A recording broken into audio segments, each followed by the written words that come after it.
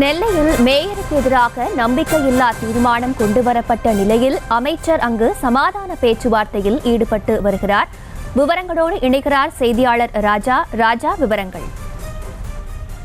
நெல்லை மாநகராட்சி மேயர் கவுன்சிலுக்கு இடையே மோதல் போக்கு நீடித்த நிலையில் மேயர் சரவணன் மீது நம்பிக்கையில்லா தீர்மானம் கொண்டு வரும்படி ஆளுங்கட்சி கவுன்சிலர்கள் மாநகராட்சி ஆணையர் மனு அளிக்க உள்ள நிலையில் கவுன்சிலர்களின் கோரிக்கையை ஏற்று தமிழ்நாடு நகர்ப்புற உள்ளாட்சி அமைப்புகள் சட்டம் 1998 பிரிவின் கீழ் மேயர் மீதான நம்பிக்கையில்லா தீர்மானம் மீது விவாதம் மற்றும் கணக்கெடுப்பு நடத்துவதற்கான கூட்டம் வரும் ஜனவரி 12ஆம் தேதி நடைபெறும் என ஆணையர் சுவன் டாக்டர் ஞானதேவ் தெரிவித்திருந்தார்.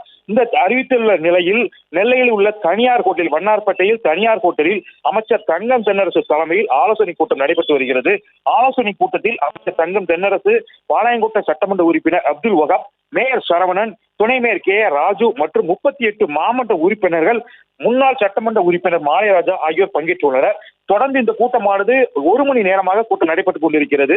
இது மட்டுமல்லாமல் 2வது முறையாக கூட்டம் நடைபெறுகிறது. ஏற்கனவே 1 மாதம் முன்னரே அமைச்சர் நேரு அமைச்சர் தற்போது பேச்சுவார்த்தை நடத்தி சுமூகமாக முறை கூட்டம் நடத்த வேண்டும் என அறிவித்திருந்தார். அடுத்த கட்டமாக இன்றைய தினத்தில் தங்கம் தென்னரசு தலைமையில் கூட்டம் தற்போது நடைபெற்றுக் கொண்டிருக்கிறது. 1 மணி நேரத்துக்கு மேலாக இந்த கூட்டம் நடைபெற்றுக் கொண்டிருக்கிறது. செய்திகளை உடனுக்குடனும் துல்லியமாகவும் தெரிந்து கொள்ள சப்ஸ்கிரைப் பண்ணுங்க.